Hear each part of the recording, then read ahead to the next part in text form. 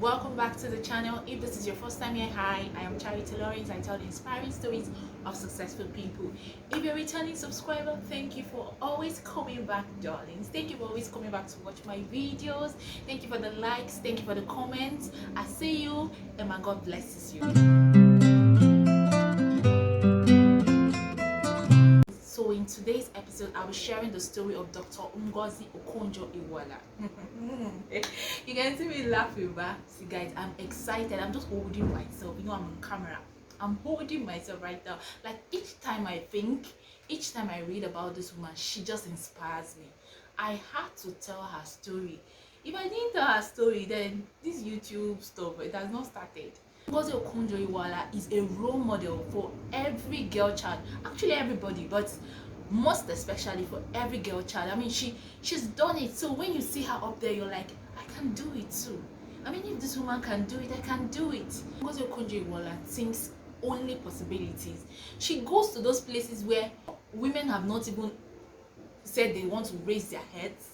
She goes there. She doesn't just raise her head, she conquers and she dominates. Like, she is let me not just talk. I don't want to spill the tea yet, guys.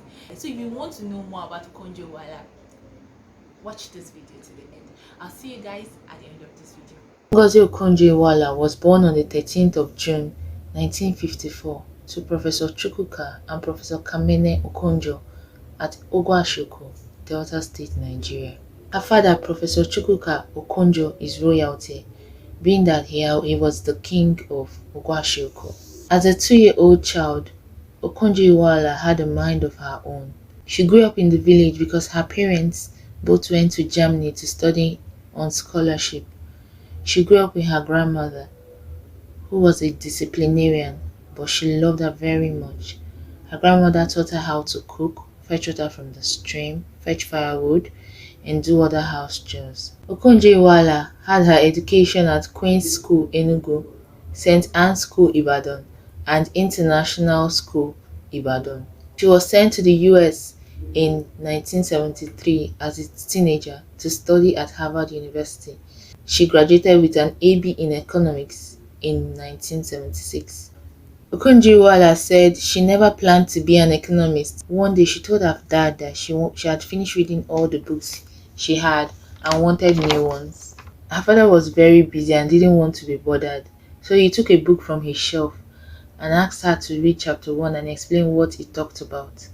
It was an economics book and it was very boring, so she decided that whatever that subject was, she was never going to study it, but turns out she later did.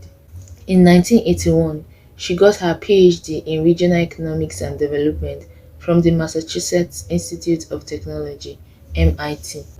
Ngozi Okonjo Iweala spent 25 years at the World Bank as a development economist, rising to the second top position of managing director between 2007 and 2011. She was twice Nigeria's finance minister and foreign affairs minister, becoming the first woman to hold both positions.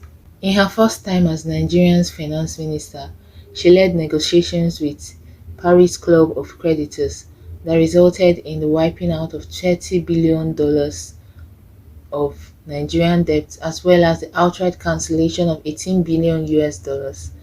But I would say one very proud moment is getting rid of the $30 billion debt for Nigeria.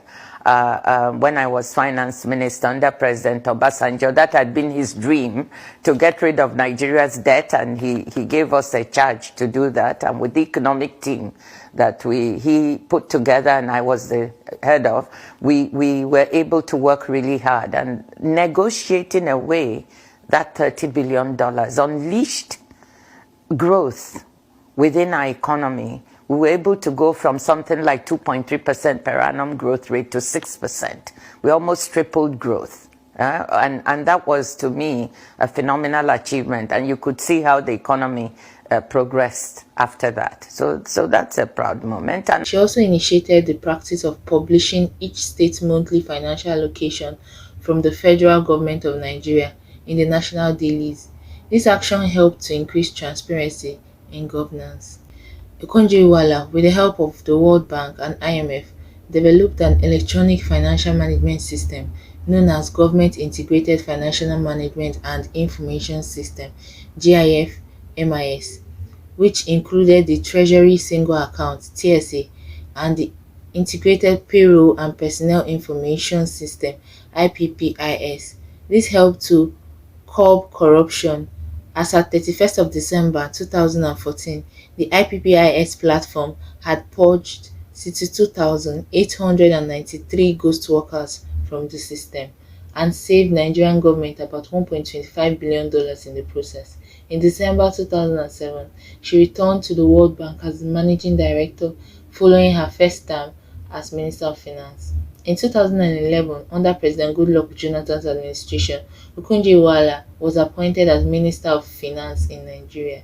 She is responsible for the establishment of the highly applauded Youth Enterprise Innovation Program (YUWIN) to support entrepreneurs that created thousands of jobs. This program was appraised by the World Bank as one of the most effective programs of its kind worldwide. Under her leadership, Nigeria emerged as the largest economy in Africa. These questions about what was the worst moment or the one you regret. It's not that I regretted, but I mean, it was a very bad moment when my mother was kidnapped while I was finance minister the second time, as we were trying to fight corruption among the oil marketers. And, you know, President Jonathan had been very supportive in terms of trying to clean up the corruption in that sector. And we tried to do it, and the consequence was kidnap of my mother when we refused to pay $2.45 billion that was fraudulent, which audits had shown. But I've told that story so many times, so I don't want to bore people, but I don't know any more terrible time in my life that I can refer to than that. She sits on the boards of Twitter, African Risk Capacity, board of the Nelson Mandela Institution, and Standard Chartered Bank. She also chaired the Global Alliance for Vaccines and Immunization, which is helping distribute coronavirus vaccines globally. In addition, she's a member of numerous advisory groups, including the Harvard University Advisory Council, Oxford Martin School's Advisory Council, the Asian Infrastructure Investment Bank International Advisory Panel, and so much more. In 2012, Okonjo Iweala contested for the president of the World Bank, running against Jim Yong Kim. If elected, she would have been the first female president of the World Bank. Okonjo Iweala has received several recognitions and awards. She has been listed among top 10 100 most powerful women in the world by Forbes in 2011, 2012, 2013, and 2014, and many others. In 2019, Dr. Ngozi Okonjo Iweala got elected to the American Academy of Arts and Sciences. She's a recipient of Nigeria's Commander of the Federal Republic, CFR. Ngozi Okonjo Iweala has received honorary degrees from 14 universities worldwide, including Yale University, University of Pennsylvania, Tel Aviv University, University of Dublin, to mention but a few. She has published books on anti-corruption and development economics. Her latest work is a co-authored piece titled Women and Leadership. Dr. Ngozi Okonjo Iweala is now the 7th Director General of the World Trade Organization (WTO). She became the first woman and the first African to head the World Trade Organization since March 2021. She is married to Dr. Ikemba Iweala, a neurosurgeon, and together they have 4 children. Choosing a DG WTO should be on merit. If that person happens to be a woman, great.